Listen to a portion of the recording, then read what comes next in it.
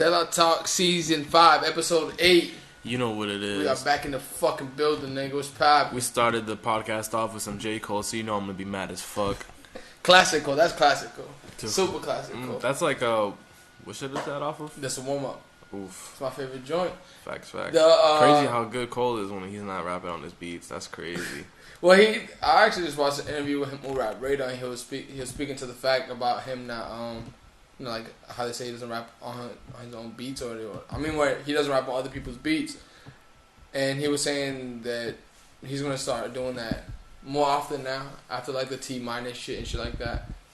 When is that collab tape supposed to come out? Revenge of the Dreamers or whatever that shit is. I feel like everybody has been asking about that. I don't know.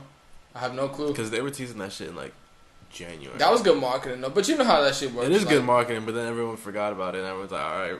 You know how that shit works is like... Drop it.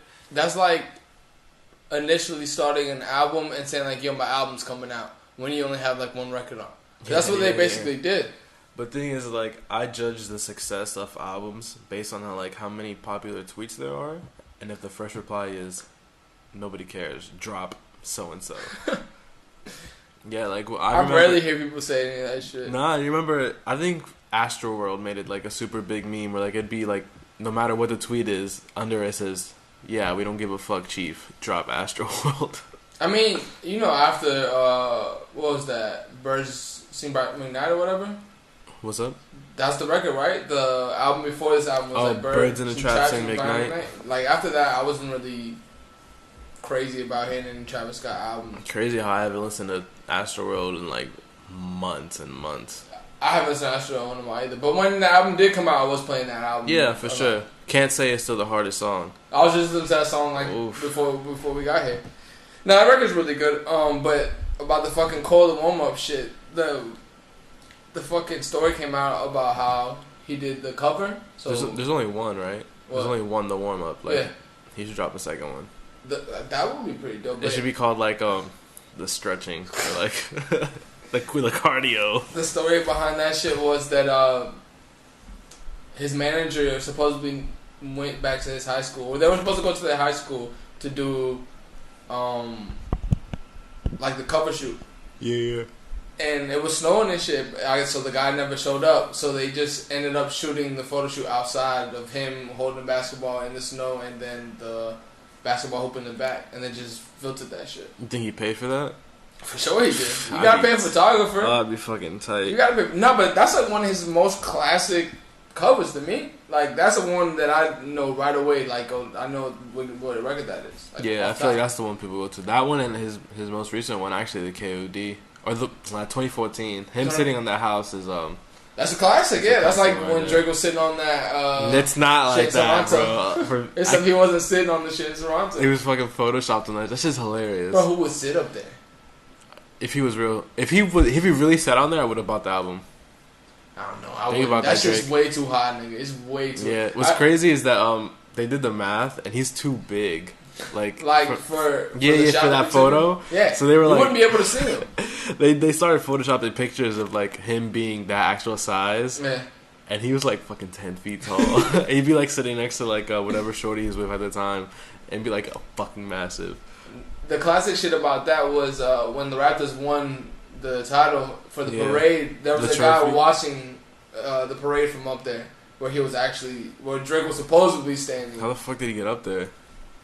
I think, well, he was on like one of those, what's that shit called? A harness. Yeah. So I guess he went out they have windows that open up there, and then a harness. What even is that building? What is it for? I have no clue. I think they got a restaurant up there. I think it's just like one of those like tourist things where it's like a tower. Because people do things in the Empire State Building. Yeah. And the Statue of Liberty is just like a statue. That makes sense. But this is a building. A gift? Yeah, it's a gift. Shout out to French. Shout out to French. Montana, nigga, you mean no, France? shout out the French. Nigga shouting out French Montana.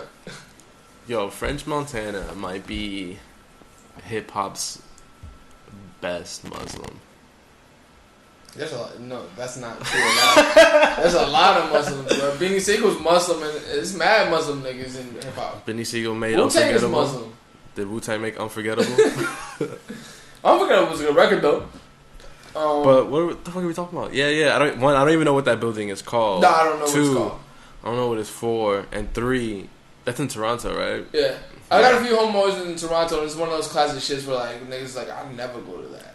Like, why would I probably go to that? like if you live there, why go there? Yeah, like why would you go to them? Yeah. Like I don't know what monuments we have here, but I never go to like I've been to New York billions of times. I've never been to the Empire State Building. Facts. I've never been to Ellis Island. I've never been to Statue of Liberty. What is Ellis Island? That's Ellis Island is where all the immigrant island. The immigrants came in and signed before they came. I'm cool. My parents did that.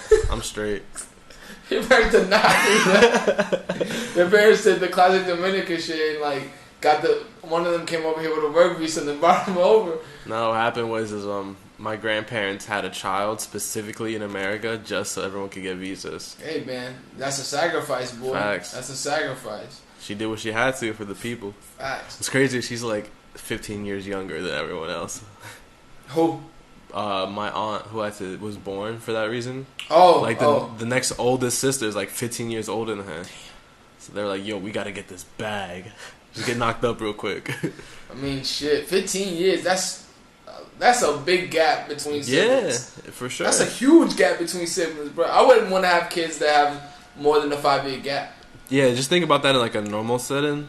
Like if you're having you're 20, she's 35. Yeah, that's not even your fucking sister. That's your uncle or aunt. That's your aunt at that point. Yeah. Knowing Spanish families, they would say that that's your aunt. Probably. Really, the whole time it's your whole blood sister. Because I have an uncle that's only 4 years older than me. Yeah, he's 3 years older than my brother. I mean, a year older than my brother. But like I still Theo. I don't call that nigga that. He's more like a cousin to me. You can remind him my same age. Like, fuck out of here with that shit. We can keep this on music since we started on music. The Benny the Butcher project came out. This EP. I like it. What you said? You didn't like it? I did like it. I was about to say, nigga, you about to disrespect Benny the Butcher. He'll come over here from Buffalo, nigga. I think it's from Buffalo. Nah, they all from Buffalo. With him, Westside, and Conway, all from Buffalo. Westside Gunn is from Buffalo. Yeah, they all from Buffalo. Why does Buffalo has like 3 hard ass spitters right now? Apparently, Buffalo is a place where they could get busy. Like, I want to laugh, but like I understand. Well, you know how they always say, there's a hood everywhere. I wouldn't have guessed that Buffalo got like a prevalent hood where niggas get shot. I wouldn't have guessed that like Buffalo would produce 3 rappers like with the same caliber. All on the same like tip too. They're all on the same. What am I thinking of? On the same label, Griselda. That's their label. That's their group, Griselda. Deadass. Yeah. Griselda has been killing it for a minute. Like I've talked about here on the podcast before. Like their music is really good. They just actually put a record out with DJ Premier. Is Rock Marciano with them? Nah, Rock Marciano is more like because he fits that same vein. He's more Doom era. Oh, he's older. Yeah, he's older. He's like he has records with Doom and shit like that. Like he's a person who, when someone asks, like, where's Doom been at? He knows the answer. He knows. Like, he's one of the niggas, him and, like, Bishop Nehru are the only 2 niggas who know where fucking Bishop Nehru. Probably Blue, too. Probably. He makes really good music. The Blue Exile? Yeah. That nigga makes great music. But the Benny the Butcher project is called The Plugs I Met. It's super short. It's 7 songs, and it's 24 minutes. But to me, it's not short of content at all. It's not at all. It's packed. For me, one of my favorite records on here is the Pusha T 18 Wheelers, the Sunday School record with 38 Special and Jadakiss, and actually like that Dirty Harry record a lot. I like all these records. What's the record just before the Pusha record? If you got the whole thing up, Too Many Plugs. That's my favorite on here. It's just him solo. And that Black Thought song are fire. Oh no, the Black Thought song is the first one, right? It's the one. Yeah, it's the first song. It's right after the intro. That intro skit is hard too. I'll tell you one thing, Benny. I'll give you fucking props, nigga, because it's very few people that will put this type of caliber of rappers on their album and match it, bruh. Like that Black Dot verse, like 1000% he had a way better verse than Benny, but Benny held his own. But like, it ain't too much rappers that'll put the art before making themselves look good, especially not like rappers. Like these niggas is rappers, but Black Thought smoked that shit, bro. Because I don't really like to check features before I listen to the album. Yeah. I just click the album and let it go, so I get surprised. Because you use Apple, right? Is it listed? The features are listed? No, they're all listed, yeah. This one's listed but too. I like to be surprised. I kind of got that shit from Pete because I was watching one of his interviews and he was saying that he thinks the album should be more just like the track list and no features, so that way you don't go to the record that has the person that you like more featured. You just listen to the whole album with consistency. Track 8 has Future? Exactly. Like, I knew Pusha was on this album already because I listened to the record before, because the Pusha record was the single for the album, which is kind of crazy that you have a record called 18 Wheelers where all niggas is doing is rapping coke bars and drunk bars as a single. But if it's Griselda's mode. But this album was an album that was definitely needed. To me, I've been wanting to come over here and talk about Jim Jones' last album. Jim Jones' last album was really, really good. Like, production, features, the album was really, really good. And his... El Capo? Yeah. No. Is that the new one? That's the new one, yeah. With the skull? Sorry, so El Capo is the name of the record. But I feel like that sound of him and Benny the Butcher are very much needed right now. Like... Is in the same vein as the Benny the Butcher project? project? For sure, because that's what Jim Jones raps about. Like, for sure. They rap about the tales of the old times of you moving work, except Benny the Butcher is newer. And Jim Jones is more of the elder statement. He was already in with Dipset and shit like that. But his album is very cohesive. How many pull-ups do you think Jim Jones can do? A lot. And they can be in the gym all the time. Shout out to Jim Jones. I'm gonna start rating rappers on how many pull-ups they can do, and like no other criteria. There's not gonna be much rappers that can do a lot of pull-ups, nigga. It's gonna be like Jim Jones, Casanova, who else? 50. I don't know. Yeah, other rappers are either extremely skinny or like fat or just like a bad body. A lot of these guys look malnourished. I'm not gonna lie. Nah, a lot of these niggas is OD skinny. Yeah. Like OD skinny. Shout out to Wiz. He's not malnourished anymore. Oh no, Wiz is doing more time shit. Wiz is out here getting busy. I feel like you're gonna say some fucking crazy shit right now. No, I'm just really thinking about who could do the most pull-ups. I think Chris Brown could do like a lot. Maybe, yeah, Chris probably. He's got a project dropping too. Nah, Chris got a project dropping. Yeah, that project's gonna be really good, but nobody's gonna pay attention because it's Chris. But it drops tomorrow, don't it? Probably. Freddie Gibbs' album come out tomorrow. Finally, finally about for you, because I've been listening to the records he's been dropping, bruh. All this, because you've been listening to the singles, I haven't been. Bruh, let me tell you something. Last one I heard was Flat Tummy Tea. Let me tell you something, nigga. You missing some shit. I'm gonna hear it tomorrow. That Crime Pays record is smoke, nigga. You act like I'm not gonna hear it tomorrow. No, you're gonna hear it tomorrow for sure. But no, I have high expectations for this album. I don't like having expectations for the album, but from what I've heard of the 3 records, I have high expectations of it. Besides Flat Tummy Tea, because I don't really like that record. But the other 2 records that came out that are out, I like a lot. Plus, like, our listeners must be hyped for it. We've been talking about this shit since like February. Bro, Bandana. I've been thinking about the next album since 2013. Like, whoa. Come on, son. Like, that is gonna be like his forever bread and butter. As long as he does the shit with Madlib, it's always gonna be that his bread and butter. Not to say that his other albums aren't good, but I feel like those albums are like the pinnacle of his albums. It is his best work. Pinata was. For sure, that's his best album for sure. Like, but don't get it fucked up. But Fetty was really good too. Fetty was good. And 20 Karat Jesus. Babyface Killer is his second best project. That's his early shit. That's super early. Nah, that shit's really good. We can transition this to, you watched the Hot One, Schoolboy Q? Schoolboy Q? Yeah, I did. I like that episode. That episode was pretty good. Like, it's hot. Bro, what's up with the hats though? The hats is weird. But Q always does his own shit. He always wears the hats in like interviews and shit like that because he says, I don't know what he says. I think his daughter makes him wear it. Or like says it's funny.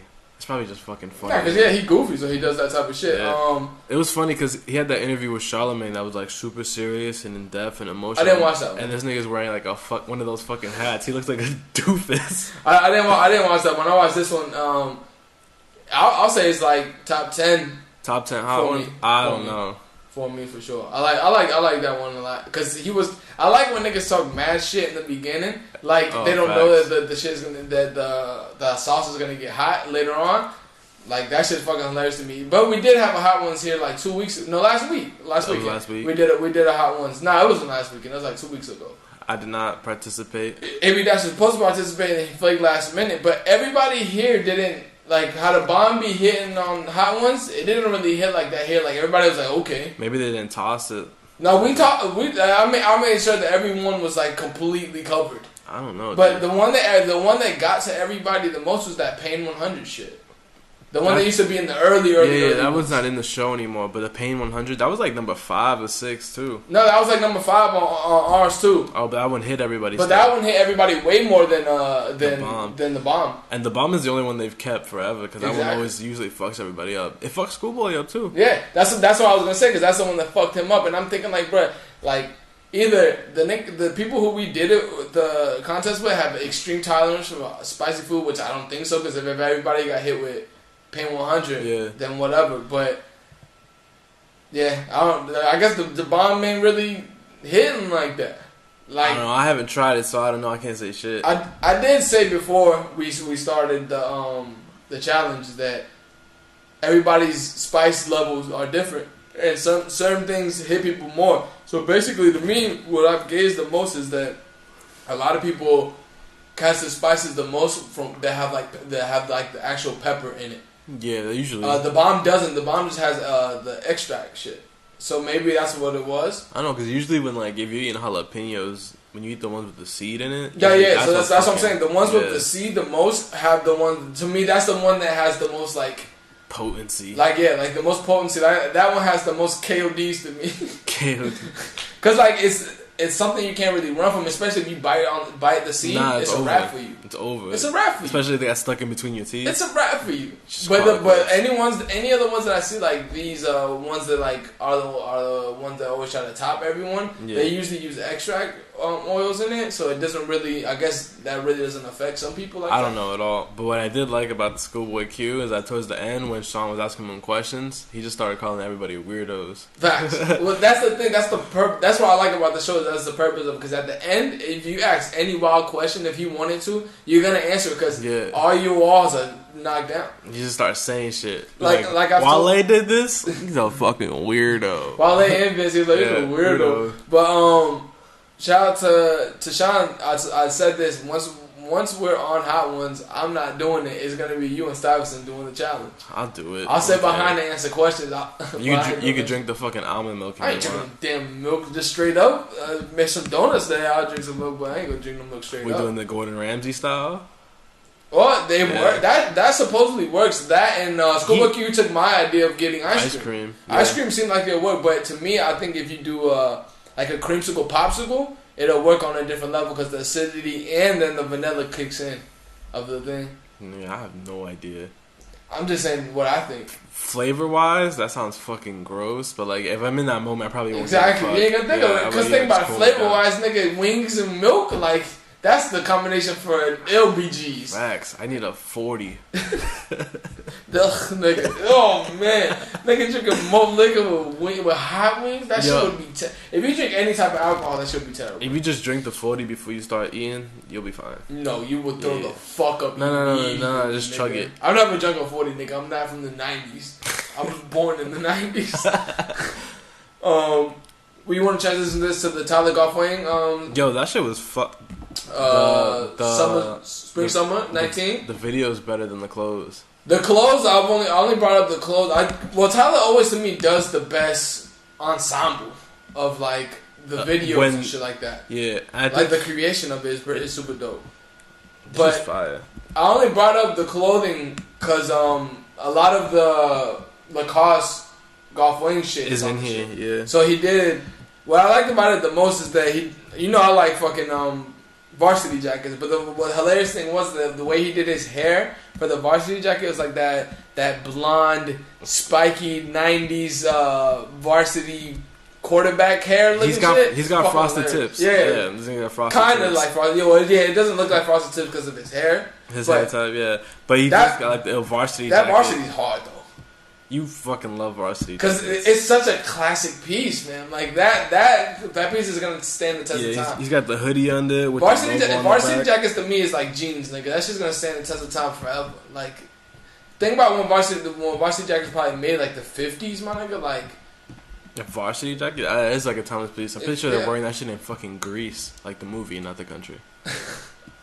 I've never seen the movie Grease. No, me neither. You got to be some type of weirdo to actually like sit down and watch that shit. I like musicals though. Do you? I fuck with musicals. Like, you.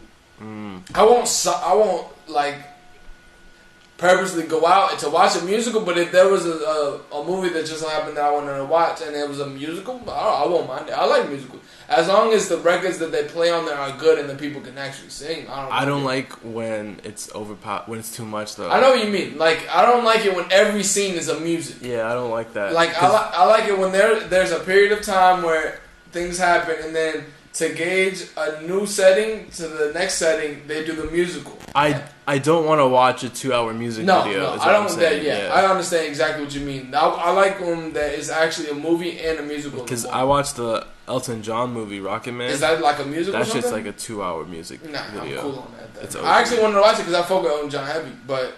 They could have gone way harder in this movie. I feel like anytime they do movies about singers like that, it's always almost a musical. Like Selena, it's all music. It was the same about the Queen movie. Yeah, I didn't watch that movie either, but people love that movie. Bro, the end of it, the last 30 minutes is literally Spoiler. It's it's history. It's a live set, but it's none of the real musicians, right? Yeah. It's Remy Malek. Oh yeah, I know what scene you're talking about. If you have a Twitter, you've seen that scene. Yeah, like I said, it's history. It's history. But that's a funny conversation. Imagine somebody telling you, "Yo, you watch a movie about World War II," and they're like, "Yo, spoiler alert, my nigga." Like, come nigga, on, what? The fuck? I just don't know what happens in the world. I just got to the Normandy part. I want to see what happens. Yeah, keep it on the Tyler shit. What did you actually think about the actual clothing? To me, it was like on par for Tyler's normal shit. Yeah, I'm a big fan of the pants. Yeah, I like the cut and the way they're formed. Like a lot of the. He's got some of these like Cuban style like button up shirts. Oh yeah, I like that shit. I'm a fan of that, but I don't think I'm rocking it now. I would not rock it. Yeah, what I am liking is he's been doing this for a few months now. He's got his own like golf Wang dress shoes, like those Docs. I'm a fan of those. Yeah, you do like loafers and shit a lot. Shit, I'm getting old, kid. This nigga hasn't even hit his mid-20s. And niggas saying, I like loafers, but to me, loafers have to be pulled off like correctly. Like I like how loafers look on like old mobster movies, like their whole ensemble when they wear it, like with the collar button up, but the button ups have like 8 buttons on it, and then it's like slacks, and then like the fucking. Well, I think it's done justice here in this Tyler. Tyler like is on his own wave always to me. Like some of the shorts and glasses and stuff I'm not really a fan of, but like the statement, not the statement pieces, like the essentials, like the pants and the shorts. His essential pieces are always good. We can transition this to somebody who is robbing niggas blind. Shout out to Travis Scott. He has a Reese's Puff Paris pop up. When was it? Yesterday? Yeah, it was yesterday. I think no. The pop-up wasn't yesterday, but the release of the actual Reese's Puff collab came out yesterday. So it's the Reese's Puff boxes, a spoon and a bowl. The bowl I don't really mind. The spoon I don't really mind like that either. But you niggas is paying $50 for an empty box of Reese's Puffs. No, it is said that the boxes are empty. If the boxes are empty, that's completely that nigga maxed up and robbed the fuck out of you niggas.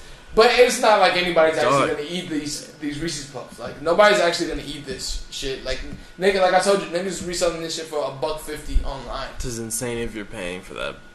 The spoon is going for like $1.50. The bowl is going for like $200. The spoon says Cactus Jack on it or some shit like that. I mean, look, man, Tyler, Tyler, Travis, do your thing. Do your shit. Nigga, get your bread. Nobody's gonna say nothing to you, nigga. Get your money. If niggas is buying it, sell it. Facts. We only talking shit about people who want this. We're talking about the niggas who bought the shit. Facts. Like, nigga, well, what are they talking about in here? It's available online, sold out in 30 seconds online. The actual box is actually pretty dope, though. Like, we're talking shit, but if somebody offered us to do a collab with a fucking cereal box, we would do it in a heartbeat. Like, without a doubt, we would do it in a heartbeat. But I wouldn't charge $50 for it, though. Yeah, and I'm getting kind of tired of this merch style that he has.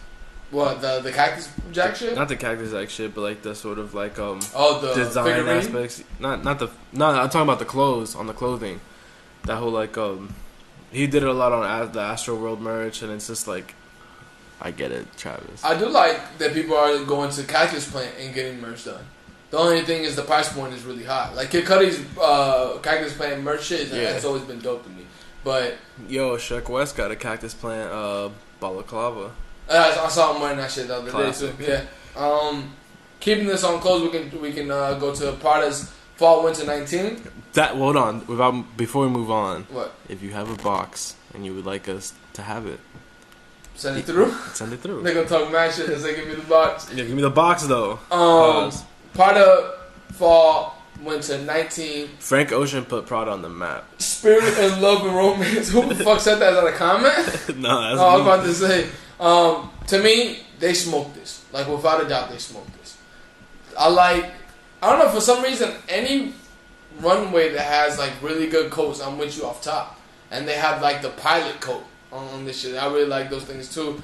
A lot of classic cuts, a lot of it's like more sophisticated looks. This shit is really clean, but it reminds me of the movie like if there was a modern day Mulan where like a woman had to dress up as a man to be into the war to like save her family. This is what she would wear. You're basing that off like the first picture? Yes. Yeah, I know. I get exactly what you mean by the first picture of it. But I really like that shit a lot. Keeping this going. So let's do some math here. Prada has 1, 2, 3, 4, 5 letters. Yeah. Okay. Thank you. Let's move on. That was a useless 10 seconds. I saw this shit actually. I meant to put this lower on the docket, but since it's up here, we'll just talk about it now. So I saw that you can rent a $1 million per week island on Airbnb Lux. We're doing it. We copping. It's 500 grand a piece. I didn't know there was Airbnb Lux. We on some broke nigga shit. We don't know there's Airbnb Lux. What can we get on Airbnb Lux? $1 million per week house, apparently, like an island. That shit is crazy. I have a question when this shit comes. I think you gotta buy the app. Do I have weighted staff there? Because how the fuck am I gonna get food if I'm just by myself on an island?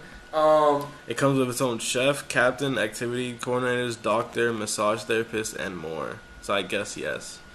That's not bad. Like, but $1 million, I feel like is mad excessive. Why don't you just like? You can just buy a fucking island. Yeah, for $1 million, I don't think you could buy an island, but I think you raise a couple more million of it. You could definitely cop an island. But the thing is, to me, if you have enough money to rent an island for $1 million per week, the money that you spend on that, you obviously have enough money to buy an island. Bro, you know the entire Los Angeles Lakers franchise is splitting this $1 million. It's good. Magic Johnson put in $12. I feel like once you're a celebrity like that, all you have to say that you want to go, and they'll just discount it if you just take pictures. Take a picture and show where you at. Sure. Yeah, like they would probably discount that to like $300 grand a week. Yeah. But I have seen. I must have my broke boy glasses on because that still sounds like a fucking lot. I mean, when you have that much money, like I was just gonna say that when these basketball players and like rappers and shit go on vacation, like Diddy rents a yacht out that is $500 grand a week. For a boat, nigga? It's not a boat, nigga. It's a yacht. It floats on water, right? It's not a boat though. Alright, it's a boat. But it's like a really, really, like the boat is like bigger than your crib, nigga. It's bigger than my house. It's bigger than the house we're in right now. Like how big the boat is. Like so. But the thing is, to me, is like there's obviously a market for that because I've seen LeBron get on yachts. I've seen Diddy get on yachts. Like Carmelo and shit get on yachts. So there's definitely a market for it. That's just an insane market. I want to pause this conversation. I received a very important text message. It's gonna be some stupid. This is from our number one fan, Caesar. Oh, so what does Caesar say? It says, "Yo, I almost forgot. When you guys go to New York, can you guys bring me back a chopped cheese?" Yes. Respond back to that shit is, who the fuck is taking that in their luggage, my nigga? That shit would smell so bad. Look, Caesar, we gonna make it happen. Not even that though. I don't think a lot of people understand like the time that a chopped cheese should be eaten. A chopped cheese isn't eaten like for lunch. Nah. A chopped cheese is eaten after you come back from the club or something. Chopped cheese is eaten when like you're at your peak, like most sinner. So chopped cheese is eaten at 3 a.m. when you are fucking off the hinge, like, nigga. You gotta be sloshed. Either that or you just feel like eating like a pig if you eat that in the daytime. I've never seen anybody eat a chopped cheese in the daytime. If you ever want to break out in the morning, eat a chopped cheese. Bro, I personally never had a chopped cheese. That's not really my style. That's Harlem shit. Like no, it's Harlem shit. I fuck with Harlem niggas, but Pat the Lithos. I'm not eating some low grade ground beef whoa. with cheese on top. Like I'm low grade, nigga. Super low grade, nigga. Nah, but yeah, that's like one of those things where niggas eating cow thigh. That's like one of those things where you go to a different state and like all the rumblings of it is that, and then when you go there, people don't really eat it like that. Like I haven't seen too much. Like my cousin owns a bodega, and they don't really eat that shit. And my cousin went into the bodega and he was like, "Let me get chopped cheese," and his response was, "Nigga, you eat that shit?" So that sure, that same cousin eats longaniza, so there's that. Who you think I'm talking about? They eat longaniza? Wrong person. Yikes. That's but another gross food. Yeah. Longaniza, for who those people who don't understand, isn't that sausage, right? It's like it's blood sausage. Yeah, it's like basically blood sausages. But that, and too, I've heard in Chicago that a lot of people don't eat like the actual Chicago style pizza that they eat is like the thin crust, like ones that kind of like at Domino's, the thin crust joints, like the thin crust one like that, where it's like more like a cracker style pizza. And a lot of people really don't eat the deep dish. A lot of people who eat the deep dish are seen as like tourists. What a bunch of fucking phonies. I don't look. That's what I've heard. Stop selling your city. It's a lie. Apparently, they eat like gourmet popcorn too. Chicago's a weird place. Super fire. Somebody brought me back a tin of that popcorn. That's why I got the mix of cheddar and caramel popcorn. That shit's fucking That gross. shit is good, nigga. That shit is fire, nigga. Cheddar, first of all, top 5 worst cheeses ever invented. Bugging, nigga. Nah. It's because your taste bud can't handle sharp textures. American cheese is trash too. I'm kind of with you on that. American cheese is like whatever. And super stinky cheese is just. Me, y'all, total different sides of the ball on that I can't do it. I'm like a cheese connoisseur, nigga. The more funky that shit is, the more I like that shit. Good food shouldn't hurt to eat. I don't know how sharp cheddar hurts you. I don't understand that at all. But to each his own, my brother. Like real cheese eaters know what I'm talking about. You like bland cheeses, then, like. Because the sharper the cheese is like the more flavor that it gets. I wouldn't say bland. You like more of the cheeses that are creamier, like Gouda. I like creamier cheeses. Yeah. You like Gouda and shit like that. Yeah, for sure. I like pretty much I like any cheese, but I prefer the sharper cheese. And then I like spiced cheese, like if there are herbs and shit on there. Like that. The one that you get the fucking the Italian herb. But this fucking island. Look, I actually have a good segue for this. So apparently, before you segue that, how much money would you have to be making for you to be able to rent this and like not give a fuck? Like $1 million a week, how much money would you have to make for you to like? I don't care. Like I'm gonna take my family and we're gonna go chill on this island for a week as vacation. Like $46 million a year. A year? Yeah. Damn, this nigga got to eat cake. Because me and Simon had this conversation as well, but about a Rolex. So a Daytona Rolex is like $40,000. Correct. So to me, any time that I even like fathom about like, all right, so when I get enough money, I'm definitely buying a Rolex. I always think like, nigga, I can open a business with that. How much money would you have to spend $40,000 on a materialistic item like that? However much 46 times 40,000 is. It's not much, right? I gotta be making like 46 times more. 46 times more. All right, let me get the calculator. Hey, the calculator, boys. I can't do this off the top of my head. This podcast is brought to you by Texas Instruments. What is that? The graphic calculator? Yeah, the TI-83s. Oh, that's $184,000. Yeah, I'm making that a year. Yeah. I'm buying the Rollie. That's not that far fetched, nigga. $184,000 a year. That's not really that far fetched. Before taxes. Before taxes, you want one after taxes, nigga? Well, I'm asking for clarification. I'm about to say this nigga's gonna want to lose money. $184,000, you only get taxed like. Listen, let's just know that if it's my life, if I'm making $184,000, it's probably not gonna be no taxes. Probably some super illegal shit that I got tricked into doing. Alright, nigga, don't get yourself in trouble. That I got tricked into doing. Oh, but not. Like, I've had this conversation too. Like my brain doesn't work like that. Like. Even just to buy sneakers, I have to be able to cop the sneakers 5 times over before I cop the sneakers. Yeah, I feel you. For me, it's 46 times over. I don't do anything that would impede. Like, I'm not really that materialistic contrary to belief, what a lot of people probably think this podcast is, I'm not really materialistic on, like, I have to have something. Like, it's very few times where you hear me, I have to have something, and if I tell you I have to have something, that's something that you'll see me wear a plethora of times before I just don't want it anymore. We can transition this to... No, I wanted to talk more about Airbnb shit. Do your transition.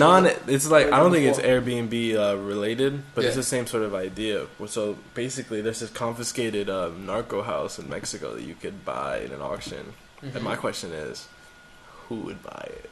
That guy's gonna want it back. No, you're 1,000% gonna die if you buy it. Yeah, absolutely. Like 100% You're dying.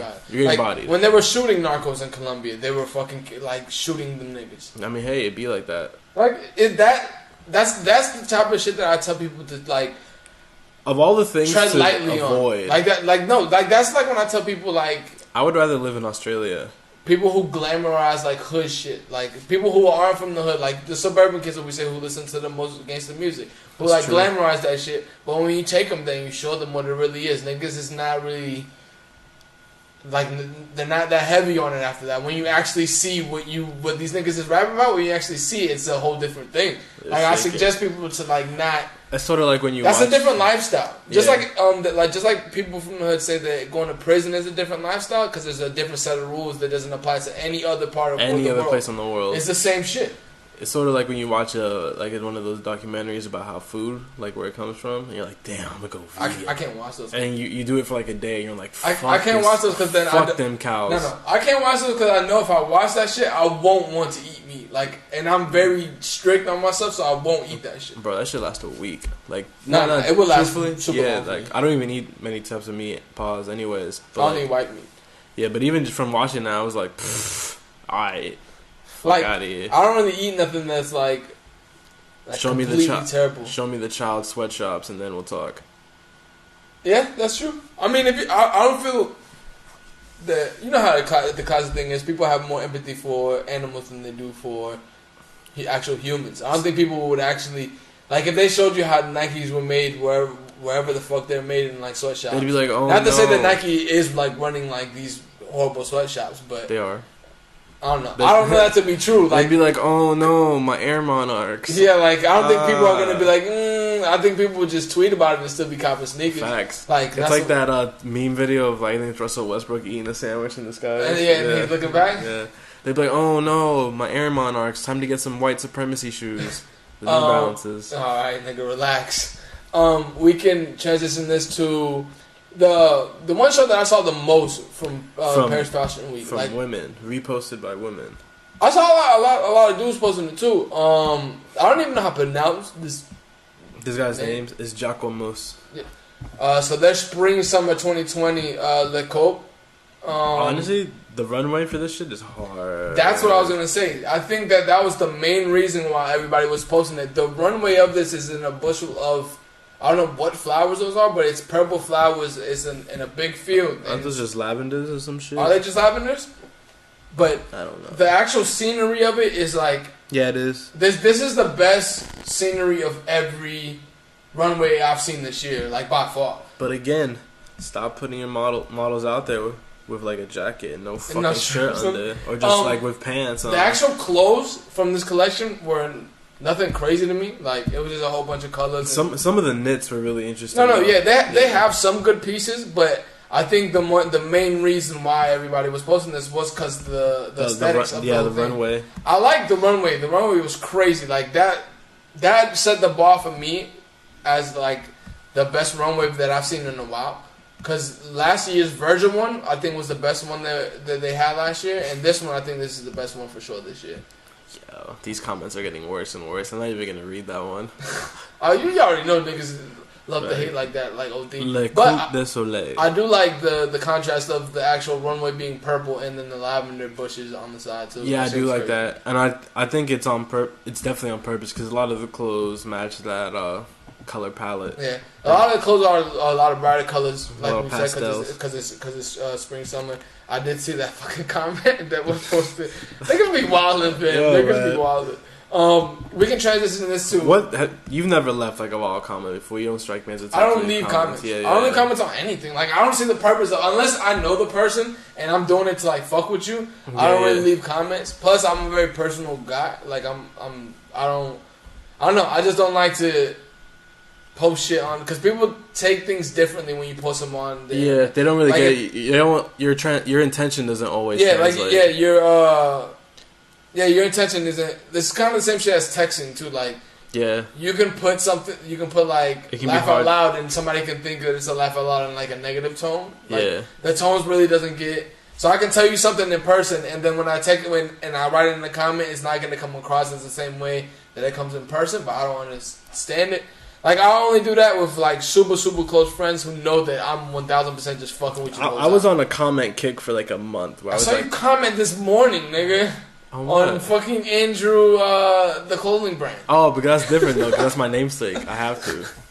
I always catch you fucking randomly commenting, because I was going to send you that shit. Tell me that's just not fucking hilarious, though. When, like, you're just scrolling through a post and you see one of your homeboys or, like, anybody comment on that shit, you're like, yo, why the fuck I only see you, though. I only see you comment on that shit. I don't see anybody else comment like that.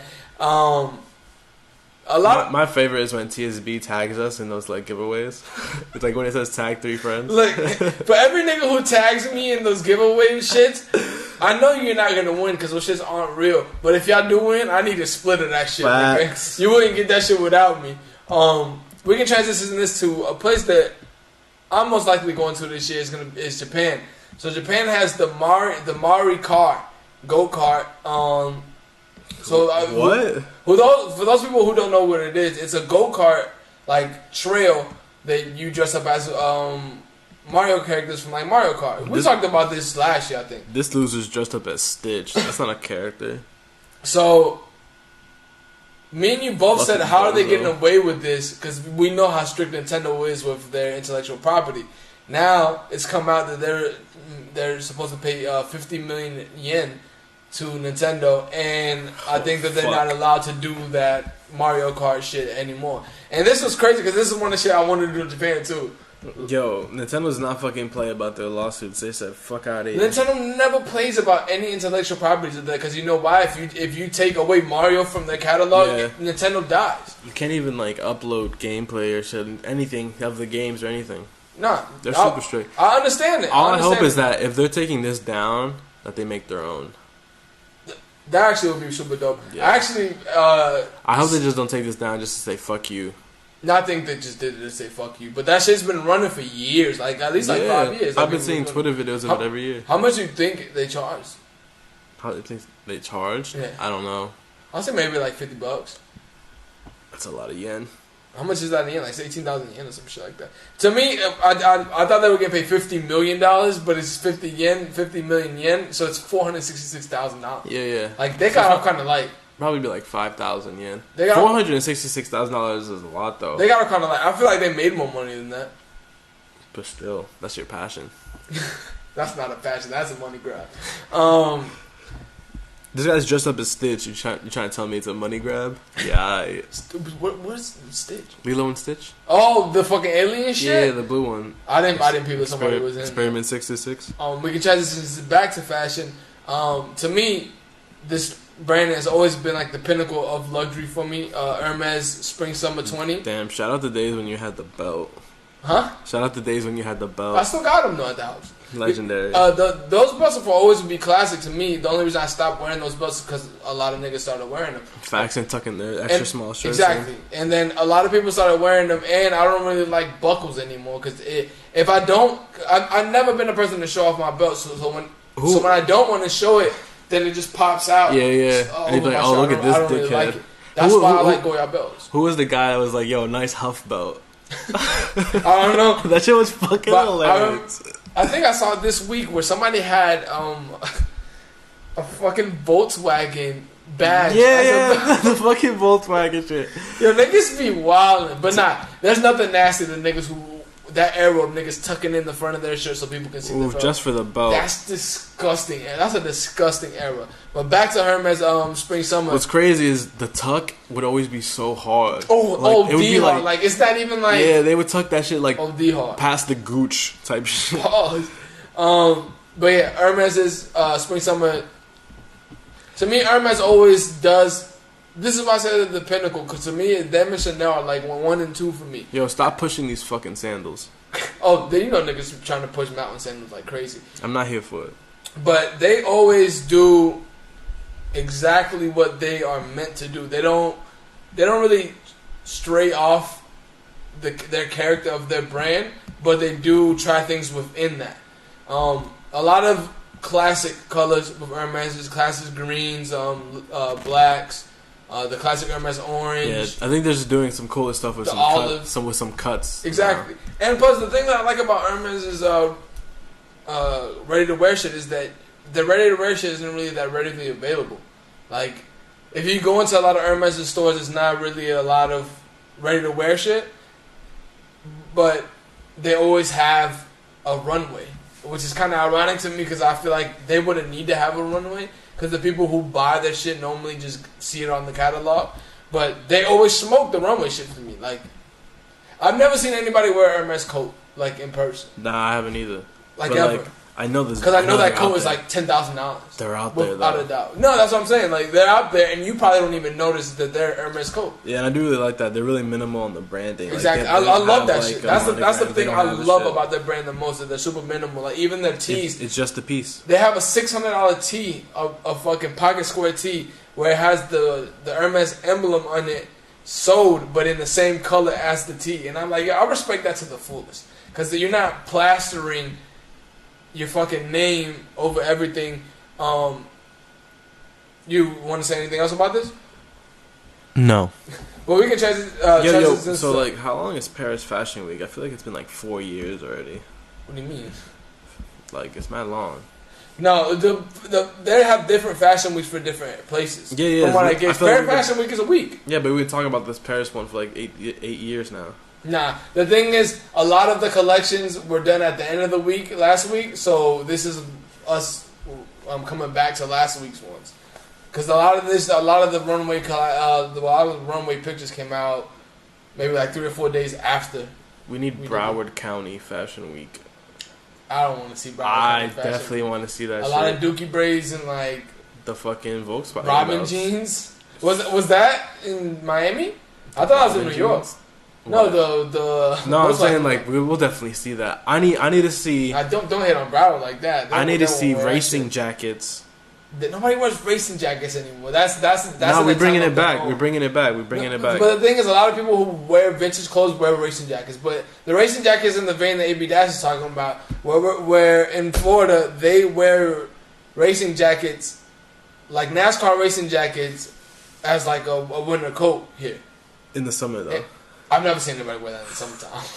Alright. I've never seen anybody wear it in the summertime. It was the bath salt era, so. But going off of that, all I'm saying is like when Telatalk merch kicks off, expect the racing jacket. That's not making production. Number 27. You already know the vibes. That's not making production. But going off of the Hermes conversation we were just having about them not plastering their brand all over their clothing line. On the Joe Budden pull-up shit with Ferg, a real good conversation that came up to me was, to me, Ferg summarized the exact point that I've always tried to convey is that the mockery, like the mockery and irony of fashion is being expressed through expression, where it was like most of the expression that people were getting across was them being different. Now it's being mocked as you being different just by wearing a lot of stupidity. I feel like that's the best way to summarize what's going on in fashion. Because he was saying that when they were wearing a lot of the wild Rick Owens shit and a lot of Raf Simons shit, when they were like breaking the mold of what people should wear at that time, around that era, like where they're from, niggas was calling them gay and all that shit. Now that everybody's wearing that, he said he came back to wearing normal like white tees and very plain. Oh, you talking about Ferg? Yeah, very plain and like not flashy shit. He said he's like, yo, I can't even wear that shit no more. No, because the exact thing that I've been talking about is this whole irony of dressing now is just to look as stupid as possible and try to look the most outside of the box. I feel like it's like that thing when everybody tries to switch. Well, the thing is, like, everyone's they think they're thinking outside the box, but they're just thinking in a different box now. They're Not all even the same shit. It's like everybody's thinks. It's like the whole VIP method of the club. Everybody's in VIP, and the fucking actual like general admission shit is just chill. So you pay to be with everyone else rather than like the whole point of being in VIP is because you're gonna be there by yourself. That's a pretty good analogy. Yeah, that's the thing that I get. I feel like that is the VIP is packed right now, fashion wise. Yeah, that like 100% the VIP is packed right now, fashion wise. Like that. That's the point that I've been trying to get across the whole time. And when he said, I was like, that's exactly what it is. Like people just mock shit now. Like the fuck you T-shirts, like all that shit. Like it's like it's fucking corny ass. It's like faux punk rock music, which is super corny. Exactly, like it's you're forcing it. You're forcing that to like the T. Like you can tell people who force Carhartt shit. You can tell people who force like wearing the Rick Owens long lace sneakers and shit like that. Like, a lot of these people don't stand for what they're wearing anymore. Like the ideas that go behind what's the actual piece, like they don't really match with it. They're just wearing it to wear it.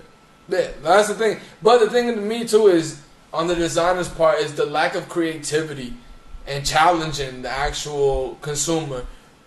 Because you are the person that's held accountable for changing shit when you're like a creative director or a designer. It's the same shit with music to me too. Is the lack of challenging people. Like you just make the same music that everybody's already kind of making, so it's easy on the ears rather than you going a whole different wave and making people like kind of not like it in the beginning, but when you listen to it enough, it starts to fucking like. Falling good into your ears and shit like that. Like, kind of like Doom. Remember when we first listened to Doom?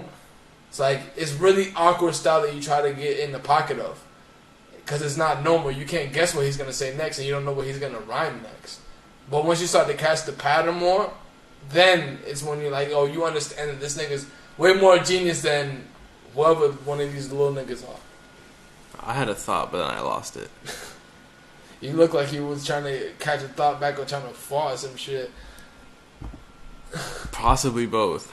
My whole shit with that is, I think there's a lot of responsibility on the consumer too. I think we talked about this mad long ago. This is the same conversation in a different frame. No, but the thing is that I brought it up because Ferg had the exact like wording that I wanted to word it. Yeah, but Ferg used to dress up like a Beatle.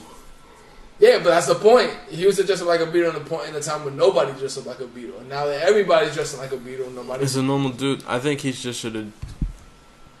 I'm not gonna say what he should have done, but if he feels this way, I think there would be a point where he returns to his Beatle form. Yeah, when everybody goes back to being in the norm. That's why I feel like I always dress like what Raph would say is like. Well, Raph wears uniforms. Yeah, like a uniform kind of. Yeah. Like I have my own uniform in the sense like you know pretty much what colors I'm gonna wear. But I don't think that's what Ferg is doing though. No, I feel like that's what he's doing. Not what he's doing now, but like in the uniform sense where he doesn't want to wear anything that's heavy branded or like heavy like outside of the box look. Like I feel like that's what he was trying to say, and the same shit relates to music where it's like nobody's really outside the box right now, and the rappers who are outside the box. Others who like withstand the longer time. Can we blame Ferg for do-rags on white people? About not Smokey Margella, but what's the nigga's name? Yo, shout out Smokey Margella. But what's the nigga's name? And he's an ASAP? No. The white R&B nigga. Oh, Spooky Black. Spooky Black. I think Spooky Black has because Spooky Black actually made good music and he wore do-rags, so I think people thought it was cool. But I think I'm pretty sure that Ferg had an influence on that because Ferg was the person who was heavily bringing back the Silkies. The Silkies, yeah. Bringing back that era, that move. And a lot of ASAP fans are white, just like a lot of hip hop fans are white. And he talks about that in the pull-up too. Well, we've been to shows. Yeah, we've been to shows. We know who goes. We've been to shows and we go to any show and it's like... Yeah, look at the Roots picnic. The only colored people there are us. Majority of the time. And it's like, and if there's other colored people there... We know them. 9 times out of 10, we know them in some vein. Or they're like super assimilated into. But I never got that whole thing because I know that they wouldn't be able to survive off of just the white listeners. So where's everybody at? That I never got that. Like Q concerts, Tyler concerts, Vince Staple concerts. They survive off the white listeners because that's the majority, bro. Everyone else is listening to NBA YoungBoy on YouTube. But I'm saying no, that can't be the case because I know for a fact more. But Tyler shit's more a melting pot. Because last time we went, it was a lot of Asian people, us, like Spanish people, and then like just like a kind of like a melting pot. But majority of the people were white. But I know that more people. My whole point is like I know that more people listen to them that aren't white. Like I know, like that's like us having a live show. I know for sure. I know a lot of people that listen to it might be white, but a lot of people that don't listen to it might be. A lot of people who do listen to it are colored as well, but a lot of the times just the white niggas show. I still think it's just like math though, just because there's more. Yeah, there's more. Yeah, for sure. But the thing is, name a show where we went to that we outweighed more than white people. I don't think there hasn't been a show that I've been to yet. The Absol show was the same shit. The TV show, the ASAP show was the same shit. It's the same thing with like local shit.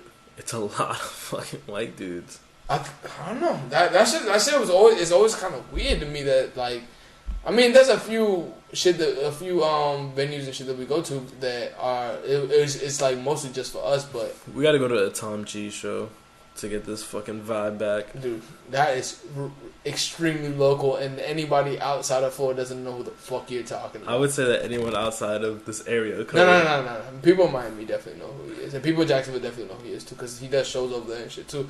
But that is a super deep cut for whoever wants to show, for whoever wants to YouTube that one. They'll probably enjoy it. We can continue this with we were talking about the era of race car jackets in Florida. We're gonna take it to the era that I missed the most. When I saw this post, it was a Nike Air Force One. So they're doing a NBA street ball like pack. So I thought before. This shit is yo. The Air Force One is hard, but continue to go on the slide. What about it? The thing is, to me, I saw this shit last year. Yeah, this took me to a point where I thought that this was an all Air Force One pack, that they were gonna do multi-city packs like they used to do in the 06. Nah, this was just to New York shit. Isn't it? But I'm saying like the actual shoes they used too. Like it was like the time that I'm talking about, the era that I'm talking about, it was like 2004. Not even that. 2003 to 2007, where it was a fucking crazy amount of Air Force Ones coming out, but it was a lot more limited area, limited country packs, and because they Air Force Ones. They had stopped putting them out for a while, didn't they? And then they brought them back in like the early 2000s. This is when they had all the colors, like the Easter joints. They had the Taiwan joints. They had the LeBron James had his own like Fear pack. Kobe had his own one. Vince Carter had his own one. Sheed had his own one, a classic one. And then when you would go to Foot Locker, it would be a plethora of colors that weren't normal. Vince Carter's Air Force One is fucking nasty. But the thing is, I like that. I like that time because they were trying a lot more shit with the Air Force One rather than just putting a Flyknit on it or like putting whatever new technology you have on it. Flyknit is fucking gross. Nah, I like Flyknit chuckers though, but I don't like Flyknit on the way that they try to use Flyknit, where they force it on you by putting it on the classic silhouette. Remember when they did the Flyknit Air Jordan 1? They do the Flyknit Air Force One and the Flyknit 4s, like bruh. I don't really like that shit, but that era of that Air Force One would never be duplicated. That era was like anytime you went to the mall, every Air Force One was sold out if you didn't go get it that same week, and it wasn't like you can see a release date calendar and what colorway will come in. You would have to go to the mall on a Saturday early in the morning and look at the colorway. And if you didn't cop it, then it was quiet for you because it was only like the way they did the inventory too was different malls would get different colors. Yeah, those were the days. Not the same, not like now where everybody gets the same product. And the same thing was with like Chinese releases, Japan releases. Like you would have to know somebody in those cities to get that shit. I think that plan could still work now too as well. I'm sure they can do that, but they profit so much of just doing this shit and then putting out fake memes about black Air Force Ones. You think that's like contrived? I think that the original notion of it is very real, but there's definitely a push for it now. if that's a contrived thing, whoever's running their marketing is a fucking genius. Because I don't really follow a lot of trends of like what goes on Twitter and shit like that. Like, you know, like the funny meme shits. Unless it's like some classic shit. But the Black Air Force One meme is that's just thing. Real. And it's real. Like that. No, that's so, like, what that's what real. Like if you playing with that. If shit. you was from my neighborhood at that time. And you had Black Air Force Ones, you was like the gully nigga in my neighborhood. Like, you was a nigga who could definitely fight and all that shit. I never blocked Black Air Force Ones because I don't like the way it looks. It looks like a cop shooter to me. So anytime my homeboys used to cop that shit, I was like, you should have got some all whites because all whites is just way cleaner. The Air Force One has like a polished look with the '07 fucking I forgot the eyelid of it where it's silver. I didn't really like it. And then especially the whites with me is always classic. The all black ones when they're beat up look super grimy. When the all black ones that they beat up looks like it's kind of like if you were to dry out a t-shirt a lot of times. Dry out a black t-shirt a lot of times. Where it turns almost grayish. Yeah, like it's like that. Oh my god, the laces on them shits, bro. I don't like that shit. But the thing to me is the niggas who copped the Black Air Force Ones was niggas who didn't have enough money to buy white Air Force Ones multiple times. Cause to me, when my Air Force Ones get fucked up, my all whites, I cop a new one. Like they'll get two to three wears a week, and I cop new ones. At that time when I was doing 2 or 3 Air Force Ones a week, I would buy 2, 3, 4 Air Force Ones a week. What if the black ones is just? All right, I have a theory. What? So we talked about the meme, and it comes from a real place. Even for sure, you said it. Every meme comes from real place. That's a different conversation. It does, though. Sometimes memes are just made up and forced onto the reality. No, but I mean like the memes where like cultural, actual people. Yeah, like cultural shit. Yeah, no, I mean where the memes is like actual people. You know, like where. Oh yeah, like the guy biting a cactus or something. The guy on the phone. Yeah, those are actual people. The ahaha. Yeah, that's not a meme though. That's him just that's doing. Him. That's him. That's Spice Adams shit. Like, yeah. So what if like when they made the first Black Air Force One, right? Yeah.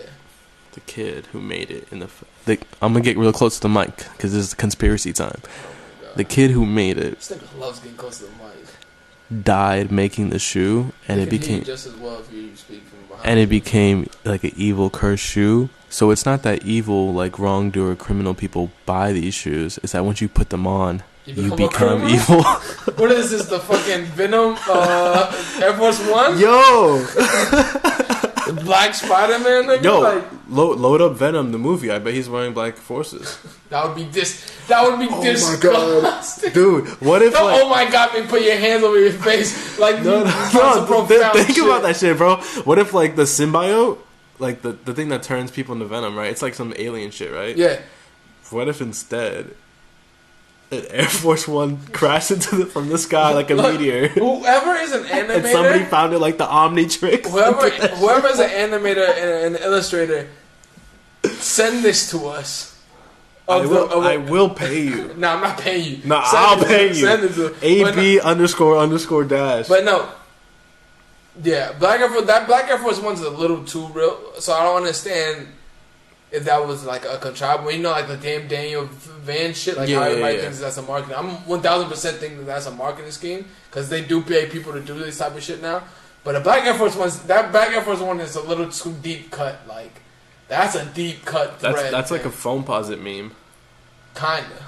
But like everybody knows who knows about the Black Forces know that like wherever you're from, that's a real thing. Like you wear them shit, like But the crazy thing is, you think like so regionally, because I thought that was just a us thing. Yeah. Like niggas from my neighborhood or like from where we're from, niggas who wear Black Air Force Ones. Like you already know, niggas get it popping. You got Black Air Force Ones. Like niggas would wear Black Air Force Ones to go fight, or they would take Black Air Force Ones and have white ones, throw the black ones on the fight because they won't get as fucked up as white ones.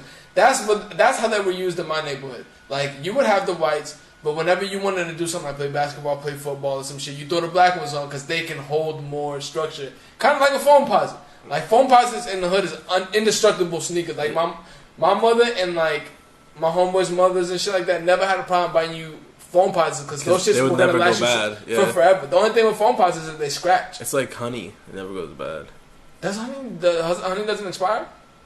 It takes a very long time. I'm pretty sure honey takes a pretty long time. Yeah, like decades. I never thought about it. Like, how does honey even taste when it's expired? Like, I don't know. It won't get moldy. It doesn't. It can't. Yeah, it can't. Like, but anyways, I forgot what I was gonna say. I had another Air Force One joke, but I'm gonna let it slide. Oh, here it goes. If your man is wearing Air Force Ones, don't dap him up. He's taking your fingerprints. Oh my god. He's got a plant at the scene of the crime. Transitions to more serious note. BT did a tribute to Nipsey this weekend For the BET Awards, right? Yeah, they gave him a humanitarian award at BET. I didn't even know that the BET Awards were happening. I didn't either. I just saw the Nipsey shit. The Nipsey shit was super dope. YG came out and yeah, I have to catch it. Didn't his family come out too? Yeah, Lauren talked, his parents talked, his mother talked, the kids was there, and they did a tribute. They did the Higher record with a chorus in the background with John Legend and Khaled. Oh, they performed that. Yeah, they performed that record, and then they performed. Last time I checked with YG and I forgot the two dudes' names, but I know that Complex did a neighborhood when they had the neighborhood series where it was like a rapper would take you to their neighborhood and do it. Yeah. The person who Nipsey had on there with him, it was him. He's and on the song. Yeah, it was both of them on it, rapping his verse for him. And then it was super dope to me. Good way to go out. Like it was a good way to send them off. It was super dope. This was like the biggest thing that happened at the award show, then, right? For sure. Like on one side, I really don't like it because it's. On one side, I'm like iffy about it because it's 9 times out of 10, you probably wouldn't show them that much love this year if he hadn't passed away. If he was alive. If he was but murdered. they gave him an award, right? So they gave him a humanitarian award. So always look on the brighter side. It was super dope for them to acknowledge that shit because there's been plenty of rappers who don't get acknowledged. Like I'd rather him get acknowledged. BT was for sure because that's our platform. I think that people should big up their own platforms a lot more. But especially platforms that big up our people. For sure. I think that the Grammys are going to do something for him as well because he was nominated for Best Rap Album of the Year this year as well. But that's like in February. Rightfully so, though. I think every place should rightfully so do it because this is bigger than rap music. Like he did a lot more for a lot of people more than just rap music. So it was. You don't even have to give him an award like BET to just tribute. Yeah, you give him a good tribute. Yeah. Like he deserves it. Like if anybody deserves it, he deserves it. Getting off that topic. Wait. Is that chick playing the flute and twerking from the BET Awards? What? There's a video of like a lady playing the flute? Yeah. For his tribute? No, not for his tribute, just performing at the BET Awards. I don't know. I didn't watch the BET Awards. I only watched Nipsey shit. I only watched this clip. I don't watch the BET Awards like that. Shit. I watched the BET Awards since I was a kid. Apparently this was like the lowest viewed one ever. Award shows in general are lowest viewed. Like when the Grammys is having a hard time, when you notice that the Grammys are like the Grammys might go hostless. Not even that's how bad that the Grammys is. When you see that they just try to bring all the big names like Kendrick, Hove, like the biggest names because they're trying to attract views. But I feel like now that won't work because the whole commercial shit. Like nobody's trying to watch 2 minutes of content and then a lot of 2 minutes of commercials. Yeah, and a lot of categories are trash and not picked to represent. A lot of these brands should just. Oh my god, the Grammy board. A lot of these brands should just do an app or live stream it, and you choose whether you want to see the commercials like YouTube. You can skip now. Yeah. Or you watch all the commercials, or kind of like Hulu does, like where you'll watch a commercial every 15 minutes if you're watching something of an hour. So they should do it like that rather than you clipping that old model of 2 minutes and then 2 minutes, then 10 minutes and then 2 minutes of commercials. That it doesn't work anymore because a lot of people don't have that attention span. I personally like some commercials. I like the thing of commercials. I still like to listen to the radio every once in a while because I don't know, it's been for a nostalgia factor, but I understand who the fuck is a lot of the times in the Grammy commercials, it's still going on. They'll just get rid of the whack awards. Yeah, the commercial no, don't say the whack awards. It's always all awards. Not it's usually. It's always the R&B ones. They usually show those now. They don't show those. They'll usually go songwriter of the year for alternative record that plays the boom. Nah, a lot. If you check a lot of the shit that they don't air, like last year, I think a lot of the R&B ones weren't on. The only ones that are on from our shit is Hip Hop Album of the Year. But that's just because Serpent with Feet wasn't nominated. I don't know what that is. I mean Bryson Tiller just tweeted him out. So. It's always our shit is always the most ones that aren't. I understand. I understand if our shit wasn't popular, but our shit is the number one genre. Yeah. I can understand why you don't have fucking folk music, the award going up on TV because it's not as popular. But when our shit is the most popular fucking genre out here, like that makes no sense. Well, then we're getting shouted out on album of the year and record of the year and shit like that. Then that's all hip hop and rap now. Like and then they're throwing one Casey Musgraves to ruin it. I'm pretty sure that Cardi or they won't give it to Push. They might give it to Nip just like for what? Like album of the year. Because album of the year is what?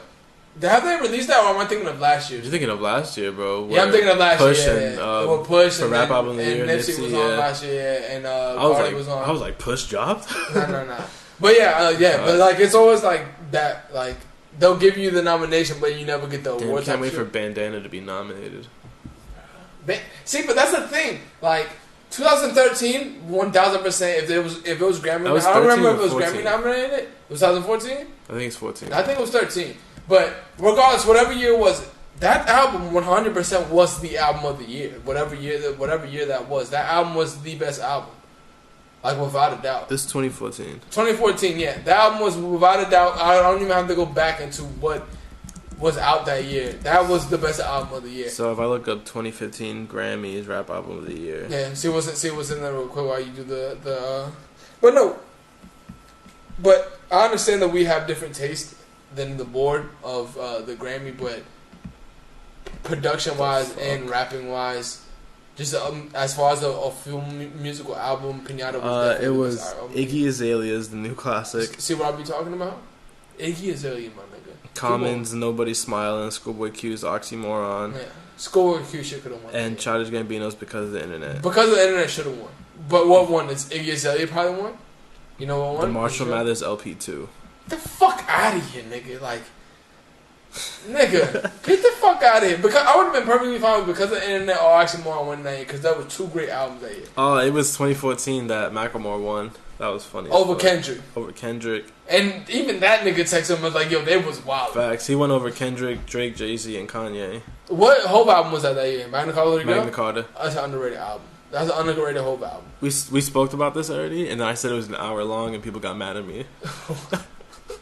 I told you, because the thing is, I don't think people care if an album is an hour long, as long as the album is good. It was good for a whole hour. Exactly. I did not give a fuck. Yeah, if it's actually intriguing. I listened to 30-minute songs. But the people that people quote unquote say they love the most with the same rap fast style or fake Migo rap shit, that's the album that you don't want to hear an hour of. But the people would never admit to that because it's of our time music. It's like one of those things that you have to like immediately protect because it's music that you listen to. But 100%, that's why albums were way longer then. Because a lot of people try to give it the attention span shit, but I think it's just a quality reason why the albums are an hour.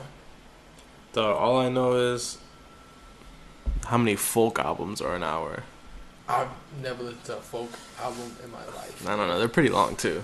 We can transition this to one of our favorite brands. We always give shout outs. Wait, they're from Montreal, aren't they? Yeah. I think they're from Quebec, actually. JJ John introduces his own blend of coffee beans. I almost added to cart. I almost fell for the trap. I'm telling you this every time. Oh, it's only $24? JJ John continues to do whatever the fuck he wants, and I'm here for it all the time. Like, JJ John is the underground Virgil to me. Are you really about to add this shit to your car? Well, pump is trash, nigga.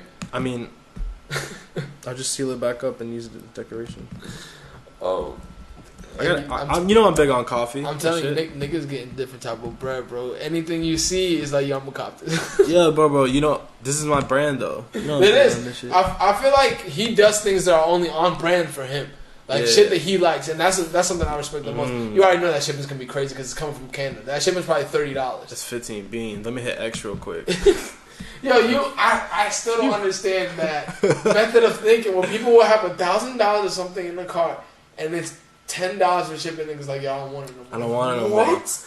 Like, I've never understood that. Like, I don't give a fuck what shipping is. If I want the product, I'm going to buy the product. But if it's one item, like today I was going to buy the SPs that I sent. One item. Oh, the Cream, the desert joints? Yeah.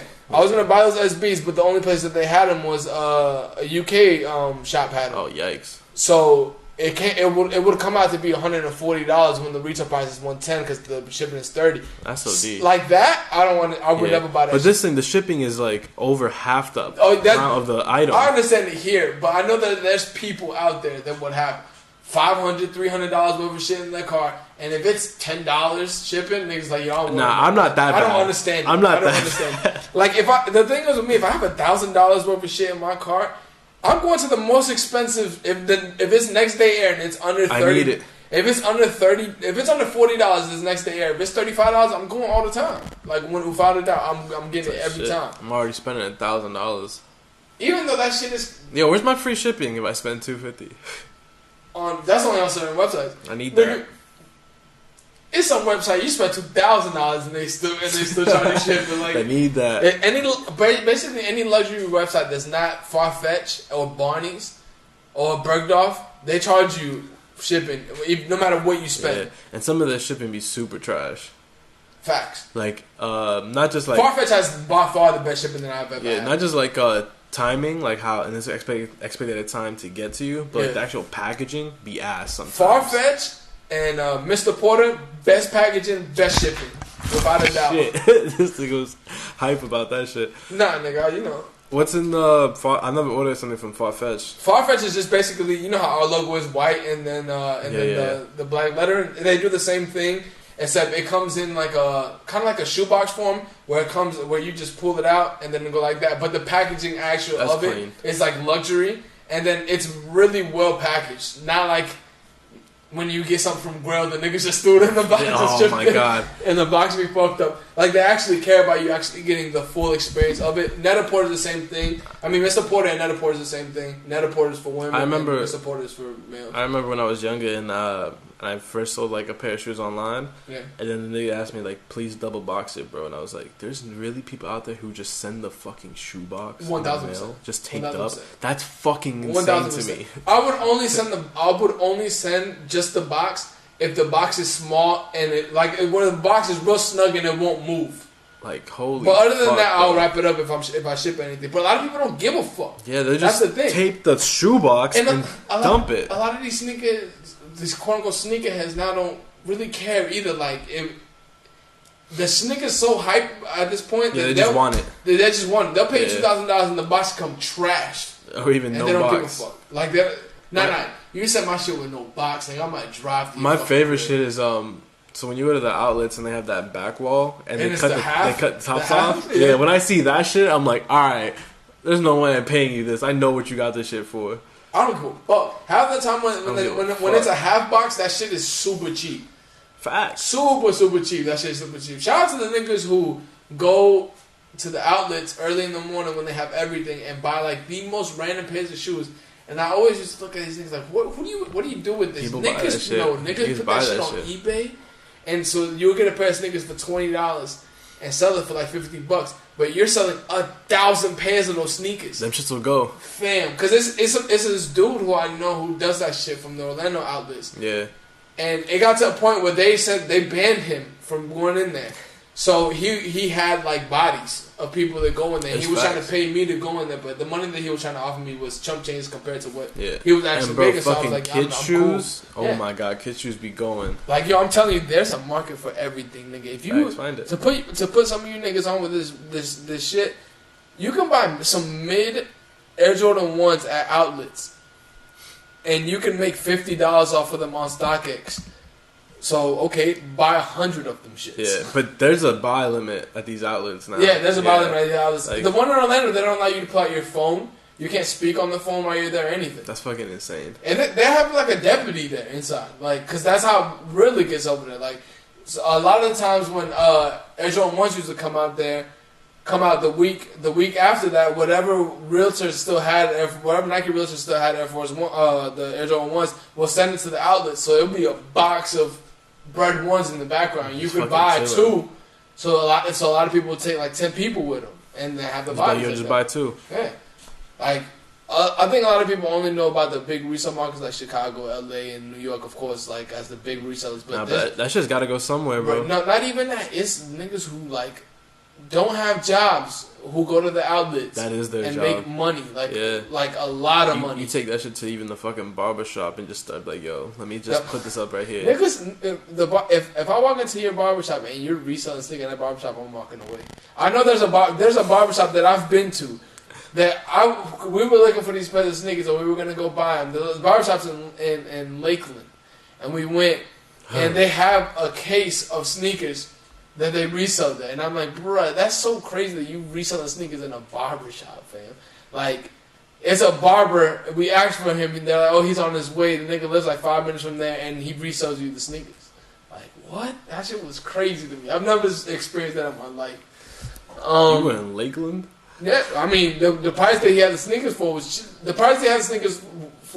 was so cheap that we thought the sneakers were fake. Yeah, like legit. And I was like, yo, I remember asking him how much he wanted for, I think it might have been Prayer Was or some shit. I remember asking him how much he wanted for the sneakers, and the price was super cheap, so we bought them out. Like, without, I don't know, I think he might just needed the money, but I definitely was with it. Is there a pair of shoes that has been struck by lightning and that looks good? Your brain is going places that I can't answer, fam. You're gonna have a lot to ask God when you meet him. I'm getting to that point. We can transition this to Celine's Spring Summer 20. Yo, fuck this shit. No. Have you seen this? Nah, I'm loading up the app. I feel like a lot of people. So last year, to start this conversation, last year we were speaking about how Hadi Slimane was gonna do.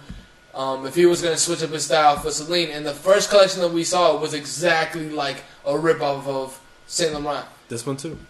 This one is better though. Like last season shit was all black clothing, like super neutral colors. This is still his 70s rock and roll shit, but this is way better than last year. I feel like a lot of people can't kill him for this one how they would kill him for the other ones. Like a lot of this shit here is not a lot of shit that I've seen in Saint Laurent. Even though there are some similar pieces there, like he has the teddy jacket, the Saint Laurent classic teddy jacket here, and the leopard jacket and shit like that, and the leather jacket.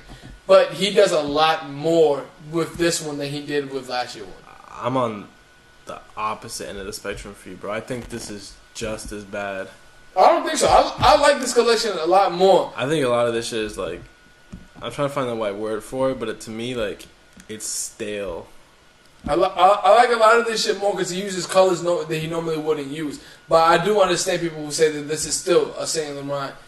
Well, it's not Saint Laurent. It's his style of what he does. Yeah. But I understand people who were on the vibe of like they didn't want Celine to be ruined. But when Celine was, a lot of things that I had a problem with is that people didn't start buying the Celine shit until right before Heidi came. Like if you guys would have bought all that shit, Fifi probably would have stayed with Celine.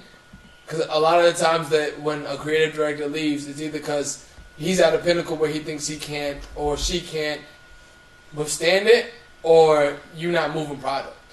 So I think a lot of that fell on Phoebe wasn't really moving product like that, to be honest. But the thing is, like, people were so upset about her leave that you would have thought that there would have been like some sort of like following that would be good enough for her. Not good enough, but like good enough to sustain like. Yeah, but think about it. If that was the reason why she's gone. They only went ham after she left. Yeah, but they went. Niggas wasn't saying shit when she was there. But they went super ham once they seen it was Slimane coming in. But I bet you he moves product though. Like without a doubt, I'm willing to say he doesn't. He does for sure. I'm gonna say he doesn't. He moved the most product in Saint Laurent, probably in Saint Laurent history as a creative director. Yeah, because that was crazy for Saint Laurent. Saint Laurent was in a different point than Celine was when he came in. But I guarantee you this shit moves out of the store like crazy. I know for a fact his boots are renowned by like anybody in fashion. So those shits are moving in general. All I'm gonna say is if I see these fucking sunglasses next year, I'm gonna be sick. It is the same style of things. I don't understand why he stays in the same pocket. But there is something to be said about consistency to me. Like, if you're consistently on your point, I kind of like it because it's like nobody can get you off the rocker. But you have to. Yeah, but you have to be consistently on your move, but know how to change the notch a little bit. I don't think he's changed the notch enough. Like, I think he did more this time than last year's. Fan, remember you gotta give this nigga credit. Last year's was bad, bro. Last year's shit was just. It looks like he took 2012 Saint Laurent runway shit, just did it over again with Yeah, he's like, yo, let's run this shit back. He did a. My whole thing is like he did a lot better this shit. He literally went to the DJ and like, yo, run that shit back. Run that shit back, Turbo. Last year, moving on to this, Tom Brown's Spring Summer 20 runway show. I feel like last year we had the same outlook on what Tom Brown was doing, which was, what the fuck are they doing? Like, this shit is what? Like, what are you trying to get across with this? Bro, you made me use a click on this. Like, the thing is, but I'm saying, like, last year was the same shit. Like, we were looking at this like, what the fuck is this? It's... Like, last year I think that their shit was the Wizard of Oz. Not Wizard of Oz, but it was like that lollipop bullshit that it was last year. Like some Alice in Wonderland type shit. Yeah, like, this shit is just as weird to me. Like, I don't understand what you are going for, an umbrella without, like, bro, these fucking basketball shoes. Like, slide 27 and 28. Basketball the balloon shoes. Not even that, but look at, like, where they have a pinstripe, like, shirt and then a pinstripe skirt with headbands and suspenders. Like, I don't understand what you're going for at all here, but this wasn't.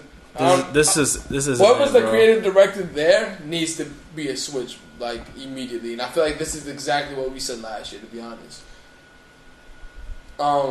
Like, this just looks like museum shit. This looks like more of an art piece than an actual selling pieces. It's really not wearable shit. Like, I don't understand. Like when they have the Met Gala type shit. Yeah, that's what. It's like that's the only occasion you can wear that. It's like you're expressing. But even more then, of the art than the commercial product. Even then, it's not fly. It's not fly at all. We can transition this to one of the top brands that we've been seeing a lot this year. Is the Dior Spring Summer 20. Yeah, collabing with Daniel Arsham, everyone's favorite artist right now. And they did Ramoa as well. They did a Ramoa collab. This shit to me is dope. I feel like last year's runway to me was better, but this year is still dope to me. They're really pushing that futuristic look, and I'm here fucking. I like it. Like what I mean by being consistent is exactly what I mean by Kim Jones and Dior. He does the consistent futuristic look, but he does different takes on it every year. That's what I mean when you should be consistent as well as implementing new factors to your. His shit looks like nobody else's. Like, it's still good. The only thing that I have a problem with Dior is that they're really pushing the Chuck sneaker, like the luxury Chuck sneaker, and the pattern. Like, they're really, really pushing the pattern to like a wave of. Talking about Louis the Vuitton. Dior monogram. Yeah, like the Dior monogram. They're pushing it like to Louis Vuitton and Gucci pattern wave. I guess they're trying to get that more embedded in people's minds. But I like that it's something that already exists and they're like, yo, we should push this type shit. Instead of just like, you know what, let's make, like, Burberry didn't have one and they just made one and we're like, alright. Yeah, Burberry did have one, but it was the plaid shit. But they knew that wasn't sustainable anymore, so you had to. They knew that it was too much, it was too tied to baby showers. But I like this shit a lot. Minus the Chuck sneakers being heavily pushed. Like, I like them like originally, but when you overdo them too much, it's like very Balenciaga Triple S factor. Except they actually look good. But I don't. That's the only like thing I had a problem with. But their belts that they're using now, and they also have like some pleated cargo pants that are out like now, as of now, that are like ridiculous. Also the bucket hat that I'm trying to make AB Dash cop while we on vacation. Fucking chunky sneakers too. Yeah, that's the only things that I really don't like. I like the last year they really killed it with the double breast suits. I like the suit that they have here now where it shows the inside of the of the lapel. Yeah, and then it's still a double breast. I like that a lot. What I've been noticing is a lot of people have been more on a sophisticated look now. Like, a lot of people are doing a lot more trousers and suits, a lot more like different, like luxury, like not luxury cuts, but very sophisticated cuts. Like, I don't know, like suits are like making. When they go back to the days when niggas would go to the pool hall and just in like zoot suits. I like that era though. I like that era. Like that mafia era when niggas were murky in the suit. Like, yo, we already got the fucking dress pants back. We getting the shoes back, the loafer type shit. All we gotta do is the top. The top is here. I like that era. The top is here. Pause. We can continue this with Chanel and Fendi on the Karl Lagerfeld with a star-studded memorial. I believe Pharrell was there. I believe Ralph Lauren was there. Stella McCartney was there. Valentino was there. This just to me is like the Nipsey shit. This is 100% well deserved. Like this was the way to send Carl out. You know that very old and famous Apple commercial where it's the big screen and it's the crowd and one of the guys runs out and he throws like an axe at the screen. Yeah, that's what this shit looks like. I forget where this is at. I think this is I know it's in Paris, but I forget what. The Grand Palace in Paris. And this is where they did the Chanel show with the Rocket. Fucking legendary. Iconic runway for Chanel that year. I believe Carl had something to do with it as well. So this is like the perfect place to send Carl off. Super dope. This is forever an icon. This is what's needed. Yeah. Like if you see the pictures of it, it's a lot of people there. A lot of people of some not relevance, but a lot of people of stature there as well. He deserved it. Carl's a fucking icon and will continue to be an icon. They even did his classic theme in just black and white. I love how he always just shows everything in fucking black and white. I'm telling you, see, that's the thing that I'm talking about being consistent, where you don't have, like what Ferg was talking about, you don't have to overdo things a lot of the time. We can continue this with Berletti's Spring Summer 20. Honestly, I did not know that's how you spell Berletti. All I know is I feel like Berletti's one of the most slept on luxury brands. I know the price point is like extremely high, but I feel like the quality of shit that they put out, the tailoring they do, and the cuts that they do are very fucking classic.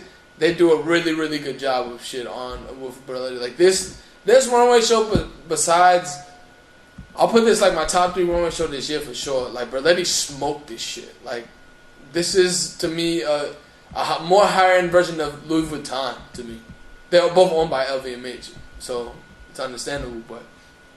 The cuts on this shit was crazy. Yeah. Their coats are ridiculous. I feel like where Louis Vuitton was a little more conservative what they wear, that this is a little more out there. So I can appreciate the design aspect of this. Which is kind of weird because Louis Vuitton is at a lower price point than Berletti shit. It's like Berletti shit is extremely expensive. Like if a coat is $2,000 for Louis Vuitton, for Berletti is like $9,000. And this is like post Hyder Ackerman. I think Chris Van Ash is behind this shit now. This shit is dope as fuck. I feel like this is a brand that doesn't get talked about a lot. For me, this is like the AMI of luxury. AMI Paris? Yeah, like this is definitely that. Like to me, this is it. The AMI this shit is super dope. The AMI of luxury is New Balance. What? Let that sink in. But nah, this shit is dope. A lot of the things that I saw on this is the color palettes that they use on this was normally what Berletti wouldn't use. But hey, that shit was super dope to me. But like I said, this is spring summer shit. It's a lot of colors that we would not wear on here, but that purple double-breasted coat was ridiculous. I don't know when I'm ever gonna wear red. I don't know what your problem is with red. I don't like the way it looks on my skin. Oh, that's what it is. Because you always like talking about like red, like that, like. Plus, like it's too aggressive. Red is too aggressive. As I have a red fucking it's too much. I feel like it's attacking me. Nah, I like red on certain small pieces. I wouldn't wear like red pants. If it's an accent, I don't mind it at all. But if it's the main color, pass. I guess we'll end this here with one of AB-Dash's heroes has a movie coming out. I don't know why you think this is my hero. That is definitely your hero, though. I don't know why, but that is definitely your hero. Eric Andre. The person I'm talking about is Eric Andre. He has a prank movie coming out called Bad Trip. Wait, actually, he is my hero. Exactly. He's married to Rosario Dawson. No, he's not married to her. Yeah. I think they broke up. Because I know we talked about them dating, but I think they broke up. Rosario Dawson is a beautiful queen. So you're saying that there's a chance? Yeah, for me, nigga, not for you. No, they split. Yeah, I heard they split a while ago. Because I follow Rosario on Instagram. So you're saying there's a chance? Yeah, for me, for sure. When we get on Telatalk, can you relax definitely. with my girl? So yeah, this shit looks like a black Jackass to me. They have basically. They have Rel on here, Little Rel on here. A lot of fucking. The only reason I say that Eric Andre is your fucking hero is because I feel like the shit that he does is exactly what you would want to do. If I had my own that talk interview, shows, that interview talk show that he had was that's just fucking hilarious. Chaos, nigga. See, that's the thing. That shit was chaos. I could not get into it because it was extreme. Like when T.I. was on that shit was chaos, nigga. You understand? I think it's Wiz who's on there, or it's somebody. I think it's T.I. It's T.I. And he punches the nigga. He punches him in the fucking face. Yeah. And he whips out this dick out of the coffee table. Yeah, because when he pulled out his dick on the coffee table, it's chaos, my nigga. Like, what? And then the only funny part about that shit is how Hannibal Buress is supposed to act like everything that he does. Everything is fine. Yeah, everything. Like, he just stands back there and just sits back there like it's normal, kind of like Andy Reddick of fucking Conan. Like, you're just there for, like, the punchline most of the time. But I believe that's all I have for the day. Let me go through my notes real quick and see what we got. Be a bad trip. Shout out. This was another conversation that sparked from the A$AP Ferg interview. So A$AP Ferg pointed out something to me that I haven't heard in a while. Is when niggas used to sing to their girl over the phone when landlines were still popular. So my whole thing was, have you ever sung to a girl over the phone? Like, when you were younger, obviously. Like, when your mother could get on the other phone and still listen to what you were saying? No. Did you never? Because a lot of the videos of the 90s portrayed niggas on the singing phone. on the phone like to their girl. R&B type videos, right? Or like or like your mom bringing you the phone and saying, like, some girl's calling for you. Like, that's happened to me maybe, like, twice when I was younger, but I've never sung over the phone to a girl. Like, that shit is wild crazy. I must have just missed out on that era, because that wasn't me at all. Yeah, because I caught the tail end of that era of, like, the landline area and shit. Fucking but singing to your girl on the phone. The only reason I say this shit is super prevalent, because Dominican niggas always do this. So, in our family, my uncle used to, like, whenever my uncle would get in trouble with his wife, she would kick him out, classic shit, and he would call her and leave it on voicemail. He'll he does a classic shit like, yo, like, man, more listen to this shit like that, and he'll play an R&B record, a bachata record. No, he wouldn't sing it. He'll play the bachata record of, like, a love record, and just it would be like a fucking 4-minute voice message, like when there was cassette voice messages. Oh, that's hard. Like that's the only reason that it took me back to that. Let me see what else. I can see myself doing that. That's why I asked. Yeah, I haven't done it, but I can see myself doing it. Just play fucking At Your Best. Oof. That's a long record though. That's like 6 minutes. Yeah, let that shit rock. In that time back then, it would work. You clog up her whole fucking voice recording. But you get it back though. My uncle always used to get it back with that one. Call like 3 a.m. You play that one. Play that bachata record. You golden, nigga. You golden. You calling this quits for season 5, episode 8? That's Telatalk season 5, episode 8. Right. Next weekend we will be. We'll still put out the episode promptly, but next week we will be on vacation. Promptly. Facts. I'm on break. You wildin', nigga. We definitely do an episode. There will be an episode out on Friday for sure. We're recording from the slums. We definitely gonna be on vacation next week. So if you don't hear from me, then the people in Chinatown got me. That's Telatalk season 5, episode 8.